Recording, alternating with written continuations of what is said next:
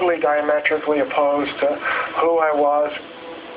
I became a drummer. Brady, one of his idols was Buddy Rich, and how he would relax was he would play the drums. Now I have the capabilities of super micro-focusing. And probably the biggest and most profound thing that I attribute to Brady, after my heart transplant, suddenly I wanted to help people. It's called cellular memory. Could human organs carry with them bits of our personalities that change the very being of the recipient? I have heard a number of patients who have said that their tastes now are that of their donors, or their habits are now that of their donors. In fact, that's one of the reasons that there's a little bit of bias about having a xenotransplant, getting an organ from an animal. I guess it's not so far-fetched that something could change, but I haven't seen data that support the notion.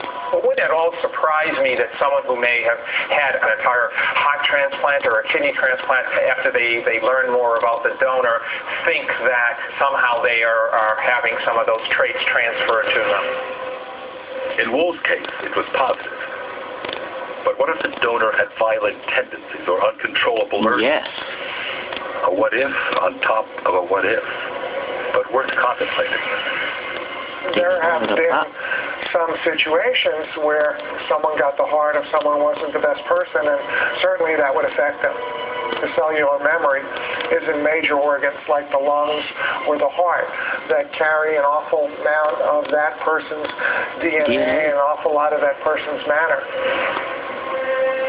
Cellular memory is unproven. People should consult a physician if it's a concern for them. But one man is doing work that could make it a moot point. He's actually growing organs, a step toward a future where people don't die. They just constantly replace parts.